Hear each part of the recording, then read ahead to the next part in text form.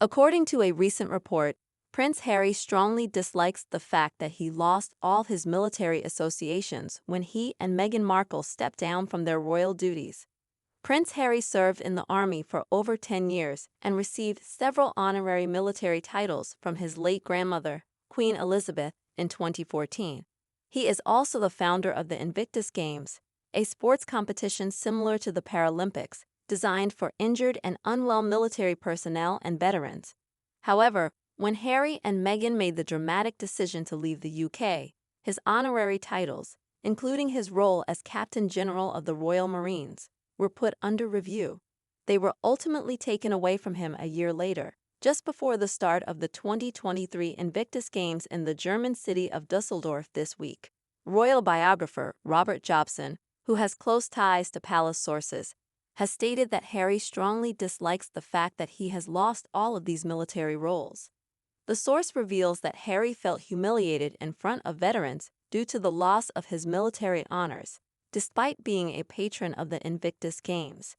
He had asked both King Charles and the late Queen several times to restore at least one of his military titles, but he received feedback that he should take pride in his service. However, Harry strongly dislikes the fact that he's no longer the Captain General of the Royal Marines and that he has lost all of these positions. A royal expert mentioned on True Royalty TV's The Royal Beat that Harry believes he could have made a significant contribution to the country if he had remained in the royal family and not chosen a different path. On a different note, Prince Harry's new Netflix documentary, The Heart of Invictus, has reportedly not performed well on Netflix's top 10 streaming charts in both the UK and the US since its release earlier this week. Some viewers found the series faced tough competition from other popular Netflix shows like The Circle, Love is Blind, and Selling Sunset. However, it's worth noting that Harry's involvement in the series, along with injured veterans, was seen as a positive step and something his fan base wanted to see. Brand expert Nick Eads mentioned that he didn't expect the show to win any awards because it's more like a single documentary series that could have been condensed into a film instead of being extended into 5 episodes.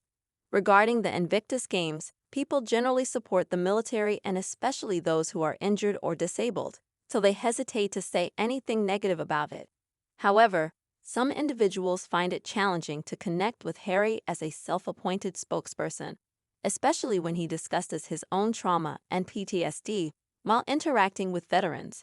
Harry has transformed his military experience into a business venture, and the veterans associated with Invictus Games understand that there's an unwritten rule not to discuss their heroic actions or personal experiences. Harry has diminished the integrity of the Invictus Games and the veterans involved, turning it from a noble charity into something that seems to be co-owned by Harry, Meghan, and Netflix, primarily focused on making money and boosting viewership. There is a call for Invictus to return to its original mission, as it appears that the veterans are being exploited for other purposes. And some source claimed Prince Harry is facing criticism for his treatment of veterans in his Heart of Invictus documentary, with accusations that he used them as fillers for the episode. These accusations were highlighted by The Telegraph, and the author of the piece, Ed Power, expressed his concerns. The problem, as he sees it, is that the documentary is trying to serve 2 purposes simultaneously. While Harry and Meghan understand that their involvement is a significant attraction, it appears they have made the show more about themselves than the Invictus Games. The author noted that despite the emotive stories of the ex-military personnel featured in the documentary's first installment, they ultimately function as filler between segments focused on Harry. This shift in focus has raised questions about the documentary's true purpose and whether it is meant to shed light on the Invictus Games and its mission. A source has also revealed that the Wounded Warriors did not receive any money for the 2022 Games, leading athletes who appeared in Heart of Invictus to seek an explanation from Harry about the lack of credit. Despite Harry's involvement as an executive producer, the documentary does not credit many of the athletes and veterans who participated. This has led to criticism about a lack of transparency and recognition for those who are integral to the series. Many people have raised concerns about Harry's failure to acknowledge and credit the athletes and veterans considering that the documentary is supposed to spotlight the Invictus Games and its mission. It appears that in some people's eyes, the veterans and athletes may have been treated as props rather than individuals deserving of recognition for their contributions to the series and the cause. I haven't watched the documentary, but I'm disappointed that we don't hear much about the competitors. It seems there isn't a standout star they've chosen for promotional purposes, unlike what John did. Despite losing his leg while serving in Afghanistan, this veteran showcased an impressive deadlift at the Invictus Games. However, the documentary, Heart of Invictus, has been a major letdown for all the incredible veterans.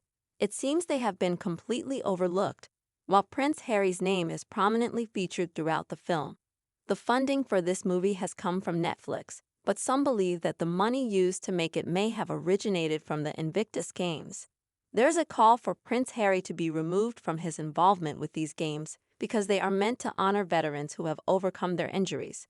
Veterans have shown their loyalty to crown and country, which is something Prince Harry may not fully understand.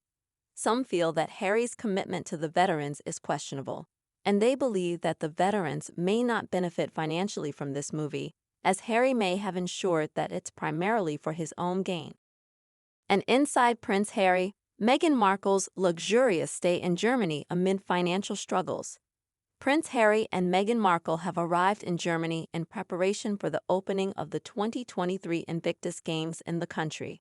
This follows Prince Harry's short trip to the UK. The Duke of Sussex was spotted exiting Düsseldorf International Airport and then getting into a car to head to his hotel. According to a report from the Daily Mail, despite reports of financial struggles, the couple is indulging in a luxurious 8-day stay in Germany. Their financial situation has raised questions, particularly after they lost their Spotify deal 2 months ago. For their trip to Germany, they have reserved the luxurious 5-star presidential suite at the Hyatt Regency Hotel. The suite boasts a breathtaking view of Düsseldorf and includes a bedroom, bathroom, kitchenette, and a living room area. The estimated cost for a night in this suite is over $2,000. Prince Harry arrived in Germany on his own, while Meghan remains in Montecito, California, with their 2 children, Prince Archie and Princess Lily. However, Meghan will join him in Düsseldorf to support her husband, and they will be sharing the same hotel room. This trip follows a notable snub during Harry's visit to the UK when he made a speech at the Wellchild Awards. The awards ceremony happened to coincide with the first anniversary of the passing of his late grandmother, Queen Elizabeth. Although Harry paid tribute to the late Queen in his speech, the following day, he was seen leaving the King George Memorial Chapel, located within the premises of St. George's Chapel in Windsor.